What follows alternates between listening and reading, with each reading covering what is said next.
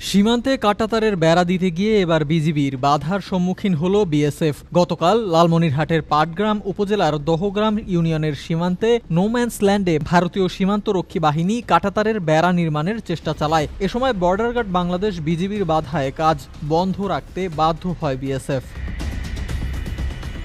আন্তর্জাতিক সীমান্ত আইন অনুযায়ী শূন্য রেখা থেকে ১৫০ গজের মধ্যে নির্মাণ করা যায় না কোনো স্থাপনা। এ আইন উপেক্ষা করে হারিপাড়া সীমান্তে প্রধান পিলার ডিএএমপি ৮ নম্বর পিলারের ২৩ থেকে ২৮ নম্বরের শূন্য রেখায় বিএসএফ এর তত্ত্বাবধানে কাঁটাতারের বেড়া নির্মাণের প্রস্তুতি নিচ্ছিলেন ভারতীয় শ্রমিকরা। সে লক্ষ্যে গতকাল রাতে সীমান্তে বিপুল পরিমাণ কাঁটাতারের বেড়া ও নির্মাণ সামগ্রী এনে রাখে বিএসএফ। বিষয়টি নজরে এলে তাতে বাধা দেয় বিজিবি। এ ঘটনায় বিএসএফ কাজ বন্ধ রাখতে বাধ্য হলেও ভারী অস্ত্রশস্ত্র নিয়ে সীমান্তে অবস্থান নেন তারা।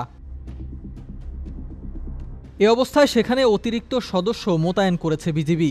ওপারে ভারতের ৬ রানীনগর বিএসএফ ব্যাটালিয়নের সদস্যরা টহল দিচ্ছেন, আর এপারে দহগ্রাম ইউনিয়নের হারিপাড়া সীমান্তে টহল দিচ্ছেন বিজিবি সদস্যরা। এমন অবস্থায় সীমান্তে কিছুটা অস্থিরতা বিরাজ করছে বলে জানা গেছে। এমন ঘটনায় উভয় দেশের ব্যাটালিয়ন পর্যায়ে পতাকা বৈঠক হয়েছে। বর্তমানে কাজ বন্ধ থাকলেও দহগ্রাম ইউনিয়নবাসীর নিরাপত্তা ও জানমাল রক্ষায় তৎপর রয়েছে বিজিবি সদস্যরা।